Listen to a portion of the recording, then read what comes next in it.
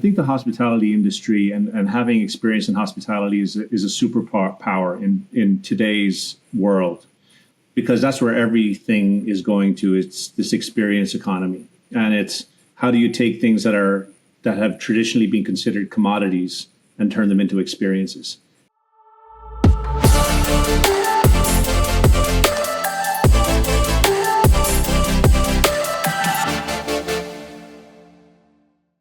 Hi, everyone. Welcome to the Future of Hospitality. My name is Cesar, and I have a pleasure today to welcome a dear friend and someone that I truly admire besides a person, as a leader, Patrick Goddard, CEO of the Brightline in Florida. Welcome, Patrick. Thanks, Cesar. Great to be here with you, man. Likewise. When I first saw you come to the screen, I was thinking, how come I have all this gray and you have all like this? So I really am unsure, although they're starting to show up in my beard and disappear back here. But, so far I haven't, I haven't shown as much my age as others have. I don't know what it is. You're looking good, man. In Miami, maybe. Whatever you're doing, keep doing. And Patrick, thank you again. Really honored when you said yes, because we've known each other now for over 10 years. And I remember more. Yeah. I mean, I think we were at Trust. I finished in 2016. I left in 2016. I've been here now for 9 years. So we worked together for a few years before then. And, we started talking a little bit before that. So it's been a long time we've known each other. Yeah. And you're someone that I always admired. Of course, as a person, you have an amazing heart. But I was always in awe as I joined you at Trust. For those that who don't know you, and you can speak to it, but you're a partner, right? And used to run as the COO, and I reported into you. And I remember being in meetings with you and just really in awe about your ability to, quickly bring things together, ability to lead people and navigate very difficult situations with such class and peace, and something was so easy about watching you do that was like so inspiring. I don't know if you can relate to that. Hopefully you see that, but I don't know, like, what do you think has led to be kind of who you are today? Look, everybody's got a story, I suppose. And mine, I started in Ireland and I was born and educated there. And I don't know exactly. I think part of it is independence. I think very early on, I had a lot of independence in life. It was just the environment that I grew up in. My parents were extremely, I don't know whether I would call them like extremely open or just irresponsible. I'm not sure which, but I definitely got left to my own devices probably more often than I was supposed to, which led to lots of trouble, but lots of learnings. And I think that I always grew up with a sense of ownership of my own life and, a desire to make things work independent of others. So it was a mindset that got developed very early on that I then translated into my professional life. And whether I was working as a waiter or like washing windows when I was a teenager for my neighbors, or like any endeavor that I took on, I took ownership of it, and I always felt like I was responsible. I always felt that I was the guy responsible, and I never relied on anybody else to solve my problems for me. So I think that you end up getting a lot of practice at solving problems. And then I think you recognize that, like, whether they're big problems or little problems, there are things that are in your control or outside of your control. I don't want to wax too philosophical with you, and maybe we can do that later. I'm not sure if it's that kind of podcast, but I can wax philosophical. But I think that having that experience of understanding that there are certain things that I can control here, and there's certain things that I can't. And I think that I recognized that early in my life, and that was a real gift because it helped me to, I've always been pretty good about regulating my emotions around difficult situations and difficult decisions. So I can get animated about things, and I do, and I am very passionate about what I'm doing, so I can get animated about things. But I tend not to panic, and I do think that there's an extent to which even today there are things in my world here at Brightline that I can control, and there's things that I cannot. And we're going through unprecedented growth right now, but we've got lots of pressures, outside pressures, and some of it makes it into the media, and it can be a big distraction for some people. And the conversation I have even with my own team recently is you got to focus on what's in front of you and what you can control every day. And that's sort of been my philosophy around life. I also think it's important that you are passionate about and care about what you're doing. And because I think when you don't, that leads to lots of problems. People can see that. People can see through that when you don't really care about what you're doing. And we all know those leaders who didn't care about what they were doing. You can see them from a mile away. So I've never wanted to be somewhere where I didn't believe in what I was doing. So that's contributed to it too. At Trust, as you know, we started off with basically nothing, and we grew it to a 50 hotel portfolio. We were in 10 countries, 20 different markets, all 4 and 5 star independent hotels, New York, Florida, the Caribbean, Central America, South America, Mexico.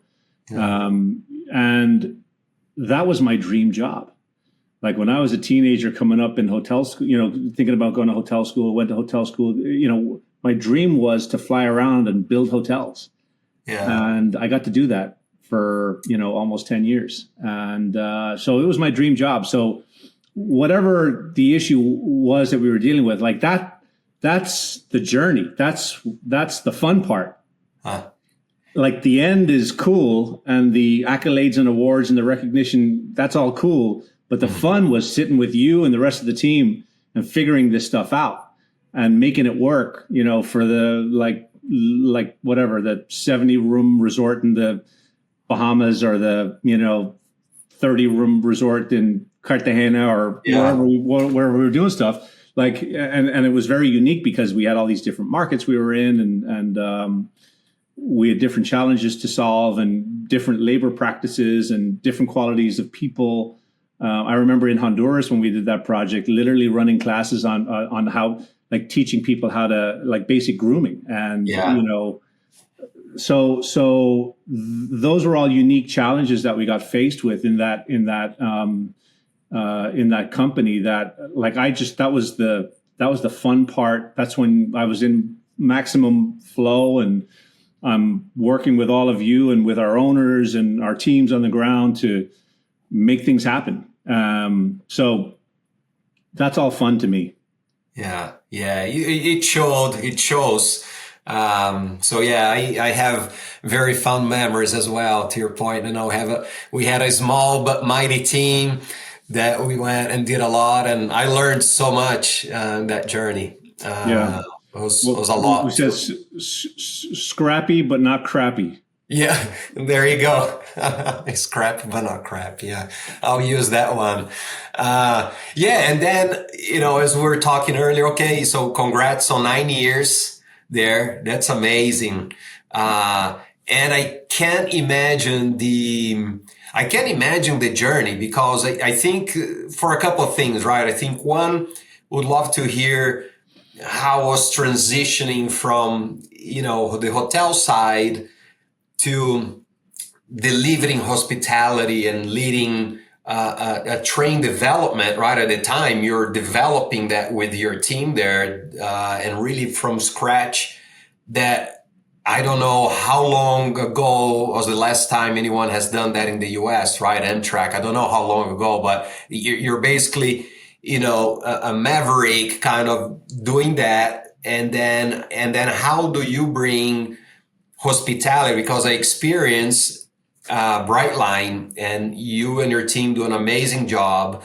What could be a very boring and unmemorable experience, is always very well spoken from anyone that I've heard that experience your services. So can you talk a little bit about that and how, I don't know, all that you've seen and learned the last 9 years that I can imagine, that must be a lot. So I'm going to get some tips from you because I need to write a book about all of this. And I now know that you're an author.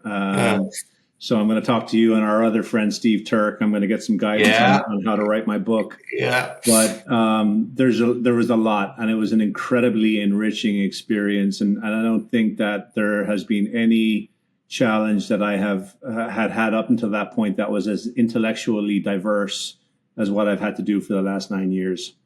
And, starting with like what attracted me to it. And I think the hospitality industry and having experience in hospitality is a superpower in today's world, because that's where everything is going to. It's this experience economy. And it's how do you take things that have traditionally been considered commodities and turn them into experiences.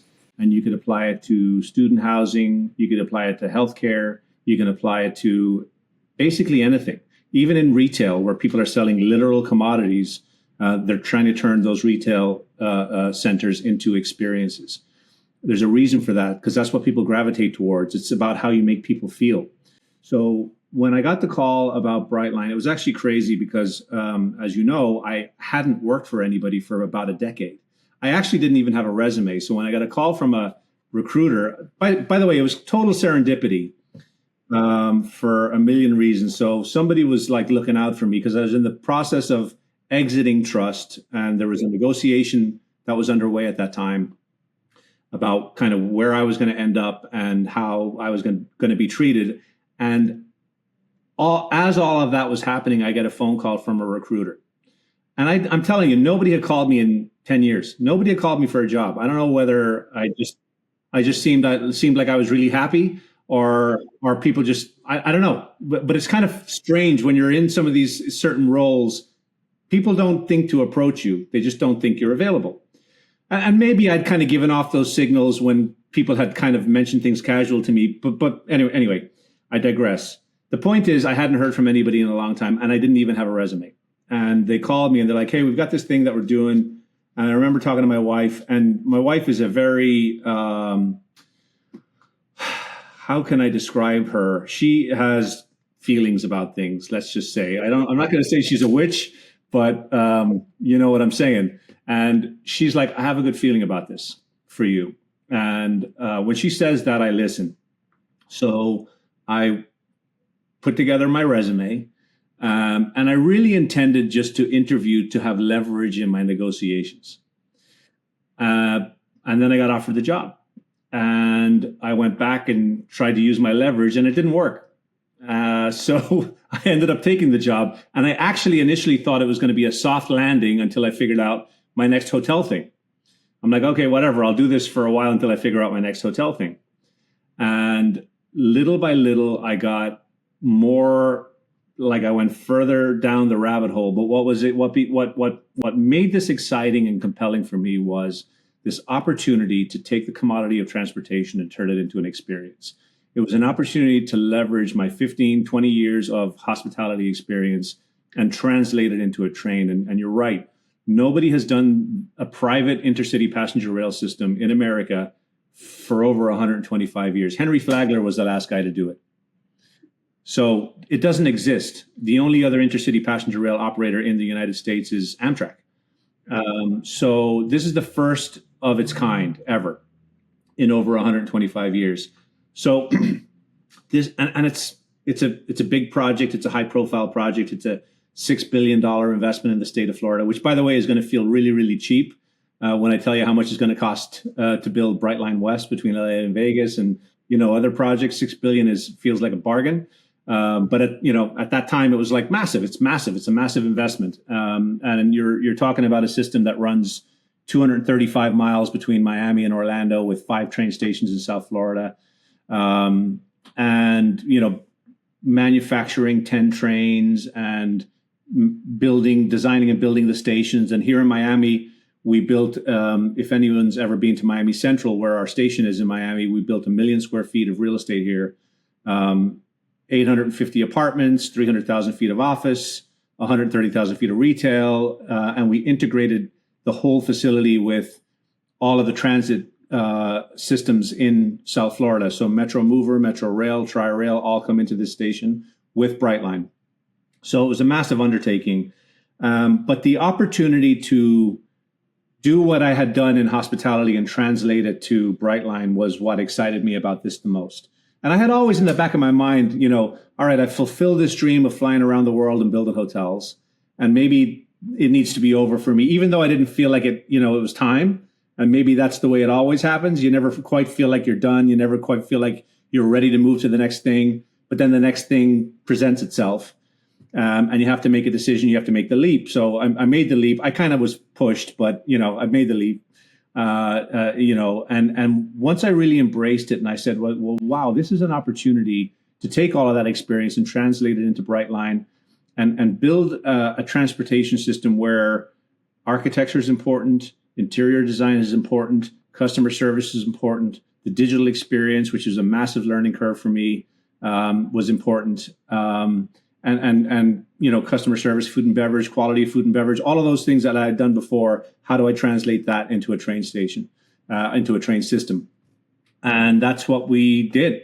So I joined in 2016. We launched Miami to West Palm Beach in 2018. And then we launched Orlando in 2023. And it's been going for about 2 years. We're carrying about 300,000 people a month, and we're growing every month. We're growing 20% year over year, and Wow. we just received 30 more coaches. So we're increasing our capacity by about 50% over the next 2 months, because a third of our trains have actually been sold out. So we've actually had to artificially constrain demand because we just haven't had the capacity. So October 6th, actually, we're launching a new schedule where our trains are going to get a lot longer.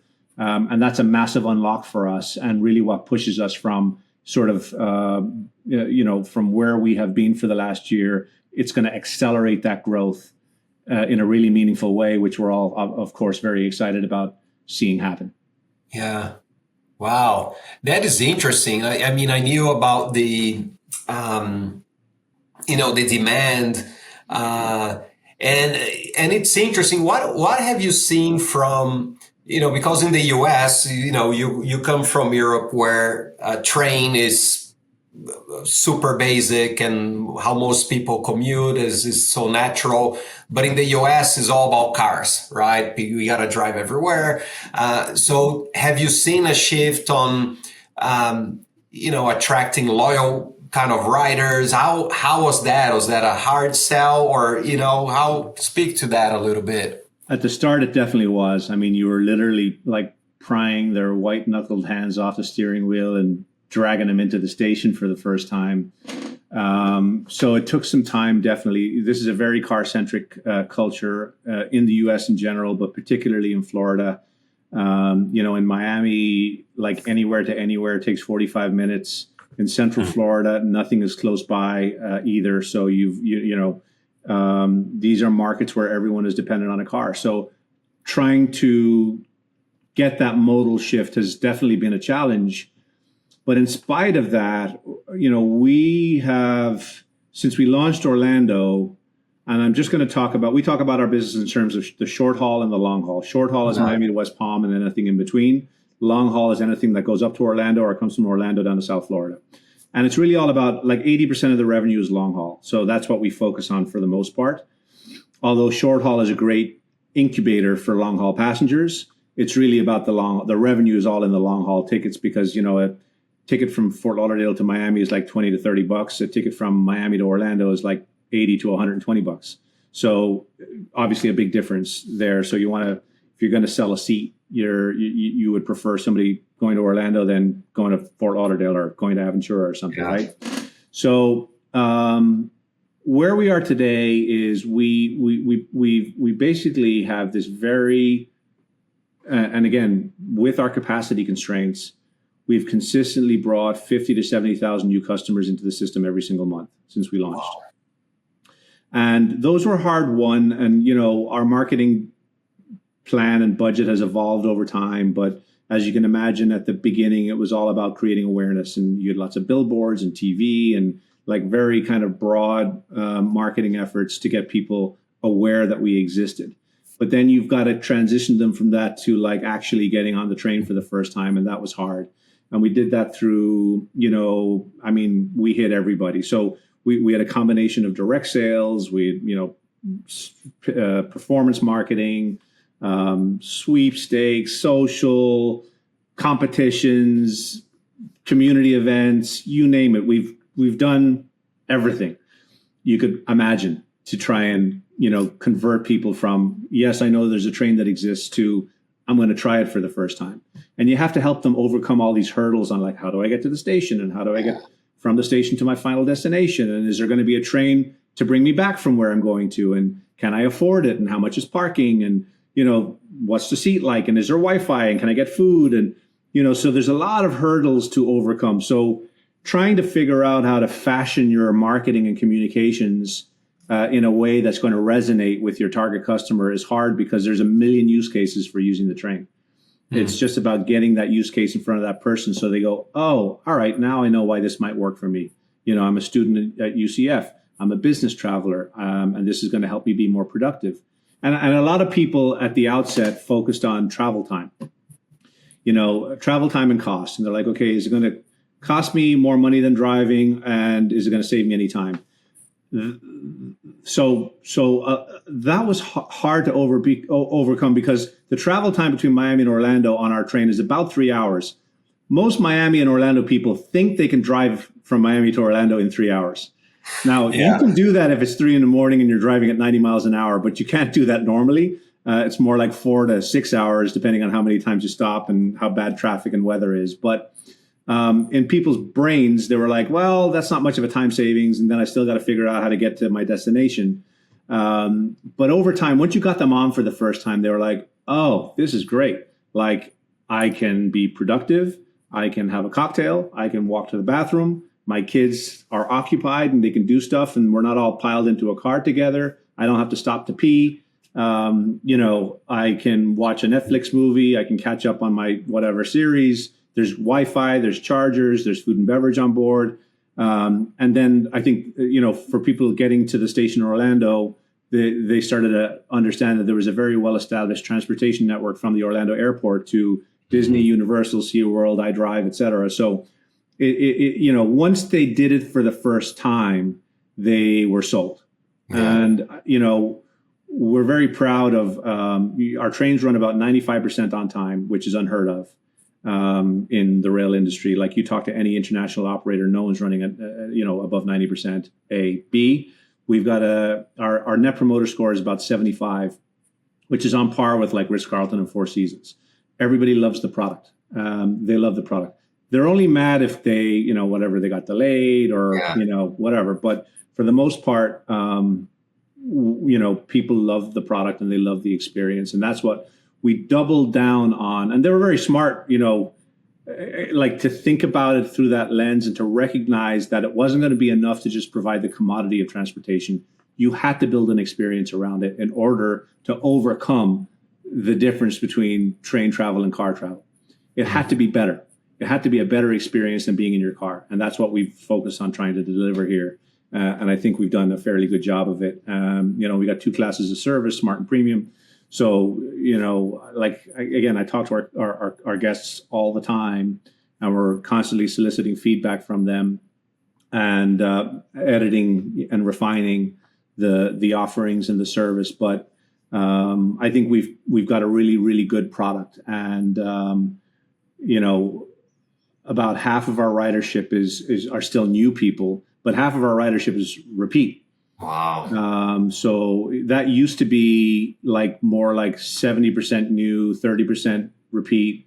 And now it's becoming more like 40% new, 60% repeat. So, and the repeat kind of continues to grow exponentially because you've got,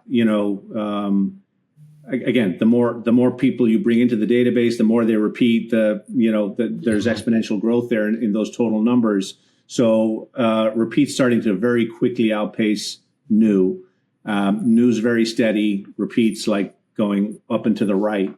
And we really haven't even touched the domestic and international markets very much because we haven't been on the GDS. We're about to go live on Amadeus in about 3 weeks' time. If you talk to any of the international rail operators, they're all on GDS, and about 15% of their business or 20% of their business, and in some cases more, are third party. We're 96% direct to consumer, web and app, which, like, if you're a hotel, you're like, that's amazing. But, you're probably not hitting 70% occupancy with 97% direct to consumer. You're probably struggling because, you need that distribution. You need that because I can't spend marketing dollars in Sao Paulo. I can't spend marketing dollars in Bogota. I can't spend marketing dollars in New York City. I've got to rely on travel distributors to get me those customers. So that's going to be, so the capacity additions coming up and access to the GDS coming up opens up interline agreements with airlines. We just announced our first one with JetBlue. Opens up all the high volume travel sellers. It opens up all the TMCs, right? So the corporate travel management companies. We haven't been able to access them at all because they all want to work through the GDS. A few of them have got APIs, but they mostly want to work through GDS. So the Amex Travels and the Concurs and the BCD Travel and Carson Wagonly, they're like, let us know when you're connected to the GDS, and we'd be happy to talk to you. So we're going to be getting to the point where we'll be able to add that additional distribution towards the end of this year, right in time for the World Cup teams announcements in December. So I'm really excited about that too. That's amazing. Yeah, that's going to be a game changer for you. And you're on the board, or you're in something? I'm on the host committee board for FIFA. Committee board. Yeah. So the host committee, every city that has games has to, part of the deal when you solicit, from FIFA to have a game in your market, you've got to set up a host committee, and that host committee has to fund a bunch of like fan activities and so on and so forth. So I'm part of that host committee. Yeah. Well, they have a smart guy there. So, thanks for serving there. Good. I know we're coming on time, but I still have two great questions that I want to. Talking too much. I'm sorry. No. This is great. It's really good.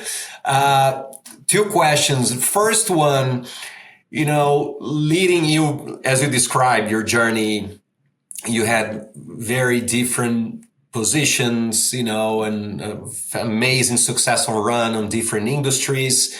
What is something from a leadership that you can share, for anyone that's already well established or an upcoming, someone that used to be us, 20 years ago or whatever, that you see that is applicable regardless of what you do in life, at your work? So I think that it's a very broad question, but I'll do my best. I think that I have relied on, number one, white belt mentality. So when I came into this position, I didn't know anything about trains, and being prepared to readily admit that you don't know anything about trains when you're surrounded by people who've been in trains for their whole lives, and having the sort of humility and self-awareness to acknowledge that and to be curious and vulnerable about learning. I think that a lot of people think that they have to be smarter than everybody around them, and that couldn't be further from the truth. You need to be curious, and you need to be open. And our policy here forever, including today, is no one's done this before. There is no blueprint. So telling me that this is what you did in your last place has very little value. That's just like one data point. It doesn't become the rule for us. We have to figure out what's right for us. And we have to develop our own hypothesis about how things are going to work. And then we're going to test that hypothesis. And it's either going to work or it's not going to work. And then we're going to edit and modify and refine and try something else. And this has been a 10-year experiment. Experiment after experiment after experiment of trying things, breaking things, changing things. Some of those things were disruptive. Some of those things were less disruptive. Some of those things made things worse. Some of these things made things better. But being open to that and having this white belt mentality when you walk into that, particularly when you change an industry, like you're not expected to have all of the answers. So don't pretend that you do. I also think that it is really important as a leader to look for people, particularly in a new field. And I'm going to give you just sort of my context. Like this was a pioneering effort.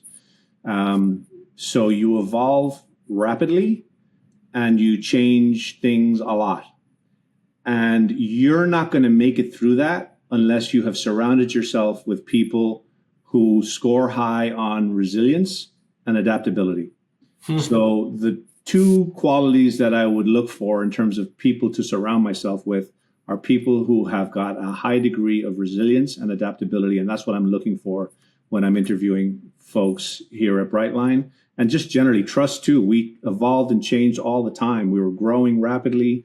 There was a lot happening. We'd go into new markets. We'd change rules, change policies, change how we were doing things. So if you've got people who are not flexible, they break.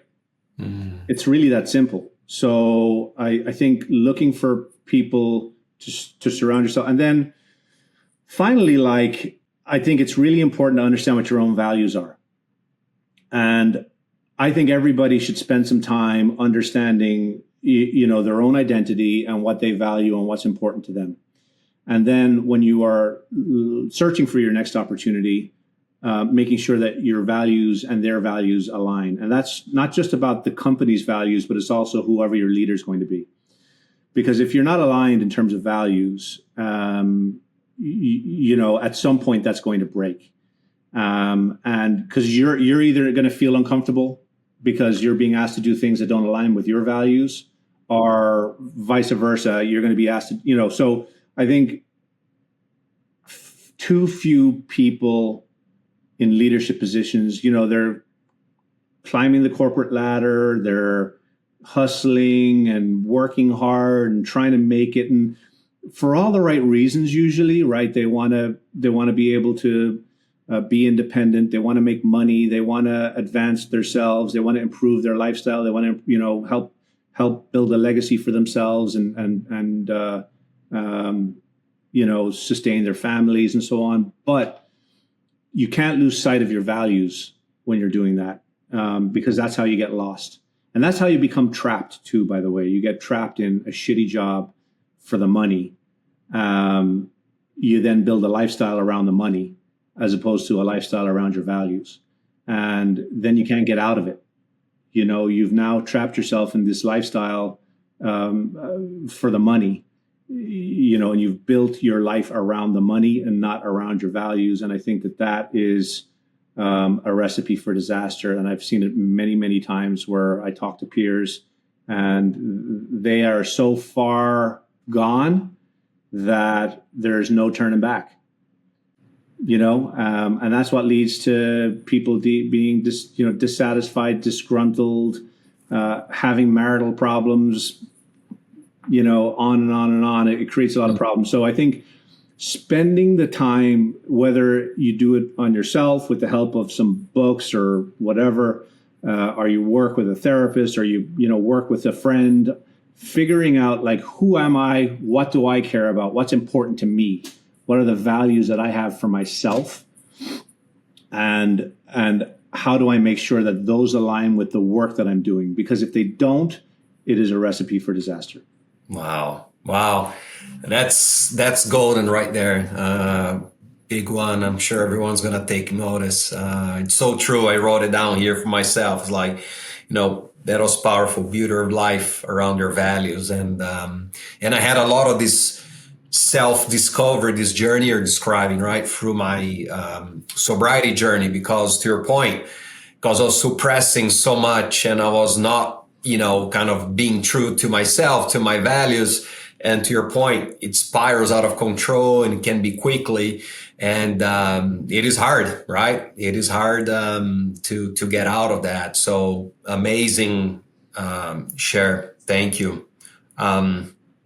Okay, so fast forward 10, 20 years from now, if you're there or not there, but as people think about Brightline, what would you like them to think or be said about it? I'd like them to say that we brought intercity passenger rail back to America, and I'd like the evidence of that to be a thriving Florida system, a thriving LA to Vegas system, and 5 or 6 other corridors around the United States where we've built a system like this. And I think, as we progress, we'll just make it better and better. The project out west is going to be electrified, high speed, 200 mile an hour rail, whereas our top speed here in Florida is 125 miles an hour, it'll be 200 miles an hour. So you'll have 4 trains pass you as you're sitting on I-15 in traffic between LA and Vegas, wondering why you're not on the train. So that's what I think. That's what I would love to see happen with Brightline. I think that it's an incredible product, and I think it needs to be all over the country. And I really hope that what we've created here in Florida is the blueprint for that. Amazing. Thank you. Patrick, thank you, man. Really appreciate the opportunity to talk. It makes my heart filled of joy, just kind of reliving, having this conversation with you. And you're someone that really has had impact to many people that I know. And, thank you for being this amazing person, this amazing leader, and always lifting others, right, and bringing them along the way. So, can't wait to see, continue grow, continue to experience Brightline and see all the amazing things that are to come. Well, I'm very proud of you, Cesar, and all that you've come out the other side of a difficult situation, and you're now making such a positive impact with the work that you are doing. So every time I see a post from you or anything that you produce, I feel the same way. My heart's full of joy. I'm very proud of you, and I hope to see you continue doing that amazing work that you're doing. Yes, sir. Will do. Thanks again. All right, brother. Thank you. Really appreciate it.